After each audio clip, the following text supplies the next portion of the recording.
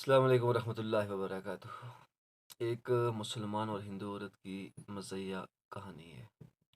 ایک مسلمان تھا، وہ کسی ہندو کے گھر چلا گیا تھا، بڑا چالاک اور ہوشیار۔ جب ہندو کے گھر پہنچا تو وہاں پہ ایک عورت تھی، ہندو عورت۔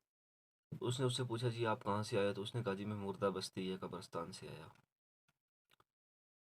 تو اس ہندو عورت نے کہا جی کہ آپ جو مسلمان ہوتے ہو تو آپ کہتے جی کہ وہاں پہ ہمیں طرح طرح کی نعمتیں ہیں، جنت ہے، دودھ شہد پھل فروٹ ہر چیز ملتی ہے، تو آپ کو وہاں پہ کیا ملتا ہے؟ اس نے کہا جی ہمیں تو وہاں پہ ہر چیز میسر ہے، ہر طرح کی نعمت ملتی ہے وہاں پہ۔ اس نے کہا کہ کچھ عرصہ پہلے میری بیٹی بھی مر گئی تھی، تو اس کو بھی کہ آپ نے وہاں دیکھا ہے؟ تو بڑا چالاک تھا، اس نے کہا ہاں جی اس کو میں نے دیکھا ہے۔ تو جنت کے اندر باقی جو عورتیں ہیں نا، تو وہ سونا زیور چاندی لباس پہن کے گھوم پھر رہی ہیں، تو آپ کی بیٹی پھٹے پرانے کپڑوں میں ایک کونے میں بیٹھ کے رو رہی تھی اور کہہ رہی تھی کہ میری ماں کو کہنا کہ میرے لیے بھی کچھ بھیجے۔ تو اس ہندو عورت نے اپنے گھر کے اندر جتنا بھی ساز و سامان سونا زیور تھا وہ سارا اٹھا کے اس مسلمان کو دے دیا اور کہا کہ یہ میری بیٹی کو دے دینا۔ وہ وہاں سے لے کے سونا چاندی جو بھی تھا لے کے نکل گیا۔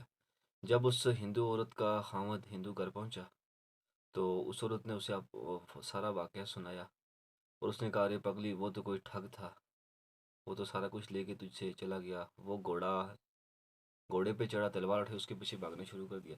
تو جب مسلمان نے دیکھا کہ میرے پیچھے وہ آدمی بھاگتا ہوا آ رہا ہے، تو اسے وہ اپنی بات یاد آ گئی اور وہ چھلانگ لگا کے ایک درخت کے اوپر چڑھ گیا۔ ہندو نے آ کے اس درخت کے نیچے گھوڑا روکا اور اسے کہا کہ تم نیچے آؤ۔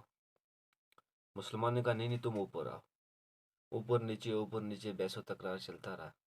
تو آخر مسلمان نے اس ہندو کو کہا کہ آپ اوپر آ جاؤ، میں آپ کا سارا سامان آپ کو واپس کر دوں گا۔ ہندو جو ہی درخت کے اوپر دو چار قدم چڑھا تھا کہ مسلمان نے چھلانگ لگائی، نیچے اترا اور گھوڑے پہ بیٹھ کے تو بھاگ گیا۔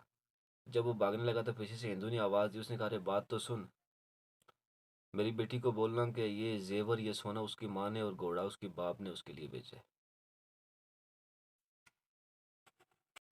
تو آج کل بھی ہمارے معاشرے میں بہت سارے ایسے ٹھگ جو ملنگ بنے پھرتے ہیں اور اس طرح لوگوں کو لوٹتے ہیں، اولاد کا بہانہ، جنت کا بہانہ، ایسے ایسے کر کے لوگوں کو لوٹ رہے ہیں۔ تو ہمیں چاہیے کہ ہمیں ان لوگوں سے بچنا چاہیے، اور اس کہانی کا سبق بھی ہمیں ایسے ہی ملتا ہے کہ ہمیں ایسے جو لوگ ہیں ان سے بچنا چاہیے، بلکہ یہ اولاد، یہ جنت، یہ دوزخ، یہ نعمتیں، یہ بیماریاں سب اللہ کی طرف سے ہوتی ہیں۔